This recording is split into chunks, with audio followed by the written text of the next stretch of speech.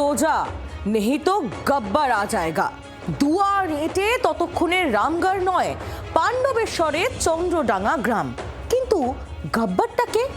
পাণ্ডবেশ্বরের প্রাক্তন বিধায়ক তথা বিজেপি নেতা জিতেন্দ্র তিওয়ারির দাবি গব্বর তৃণমূল নেতা নরেন্দ্রনাথ চক্রবর্তী। আবার নরেন্দ্রনাথের দাবি তিনি তো বীরু, গব্বর তো জিতেন্দ্র। বলতে গেলে বঙ্গে ভোটের আবহে একেবারে জমে গেল গব্বর তরজা।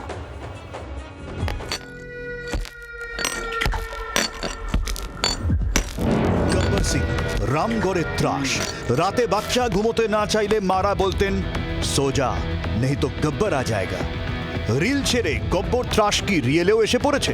তেমনই আঁচ মিলল দুর্গাপুরের পাণ্ডবেশ্বরের চন্দ্রডাঙ্গা গ্রামে। সারা গ্রামটাই যেন আচমকা নিশ্চুপ। প্রতিটি বাড়ির সদর দরজা বন্ধ, দেখা নেই গ্রামের মানুষদের। কর্মী সমর্থকদের নিয়ে জনসংযোগে বেরিয়ে এমনই অভিজ্ঞতার সাক্ষী হলেন পাণ্ডবেশ্বরের প্রাক্তন বিধায়ক তথা বিজেপি নেতা জিতেন্দ্র তিওয়ারি।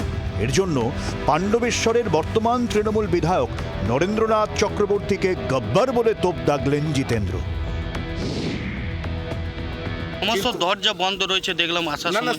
সে কি করবেন, সেটা এত ভালো কাজ করেছে নরেন, যে ওই হতো না যে শোলে সিনেমা দেখেছেন তো, গব্বর সিং আসার আগে সবাই দরজা বন্ধ করে নিত। তো নরেন হলো পাণ্ডবেশ্বরের গব্বর সিং। ও গব্বর সিং আসার আগে সমস্ত দরজা জানলাও বন্ধ করিয়ে দেয়। বাচ্চারা রাত্রে দুধ না খেলে মায়েরা বলে এ দুধ খা, নাহলে নরেন চলে আসবে, ভয়ে বাচ্চারা দুধ খেয়ে নেয়। তো সে গব্বর সিং হয়েছে। কিন্তু গব্বর সিংয়ের যে অবস্থা শোলেতে হয়েছিল, পাণ্ডবেশ্বরের মাটিতে নরেনেরও সে একই অবস্থা হবে। वो तो निजी ही बोले जो गब्बर, बात तो सही है भाई। गब्बर जब आएगा गांव का आदमी तो दरजा जानला जरूर बंद करेगा। भाई गब्बर देखते रहना, बीरू भी जाएगा चांदेर डांगा, पूरा परिवार लेके जाएगा माँ संतोषी को पूजा करने के लिए। পাণ্ডবেশ্বরের তৃণমূল বিধায়ক কোনো উন্নয়নই করেননি বলেও তোপ দাগেন জিতেন্দ্র তিওয়ারি। পাল্টা নরেন্দ্রনাথের চ্যালেঞ্জ, ভোটে দাঁড়ালে 1 লক্ষ ভোটে হারাবেন। দেখতে পাচ্ছেন, আমি যখন বিধায়ক ছিলাম তখন যে কমিউনিটি হলের কাজ আরম্ভ হয়েছিল, নরেন বাবু 5 বছরে সে কমিউনিটি হলের কাজ সম্পূর্ণ করতে পারলেন না। তাহলে আমার সময় কাজ হয়েছিল না, উনি কাজ করেছেন। সে সিদ্ধান্ত চন্দ্রডাঙ্গা গ্রামের মানুষ নেক আর পাণ্ডবেশ্বরের মানুষ নেক। তুমি আসলে মানুষ দরজা বন্ধ করে দেয়। তুমি কে হে? হরিদাস পাল, ভোটের গল্প করতে এসছো। 4.5 বছর মানুষের খবর নাওনি, মানুষের সঙ্গে দেখা দাওনি, মানুষের পাশে থাকুনি। আমরা 24 ঘন্টা মানুষের সঙ্গে ছিলাম। তোমাকে 1 লাখ ভোটে হারাবো। জনসংযোগে এসে মানুষের দেখা না পেয়ে সঙ্গী সাথীদের নিয়েই এলাকা ঘুরতে থাকেন জিতেন্দ্র।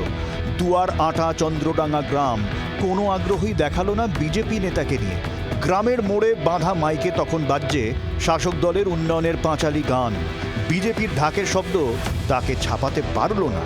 মানুষের মন বুঝতে এসেছিলেন এলাকার প্রাক্তন বিধায়ক জিতেন্দ্র। কতটা কি বুঝলেন সেটা তিনিই হয়তো বলতে পারবেন।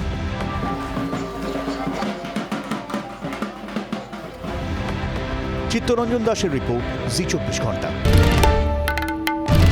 বাংলার আওয়াজ, বাঙালির আবেগ, জি24 ঘন্টা।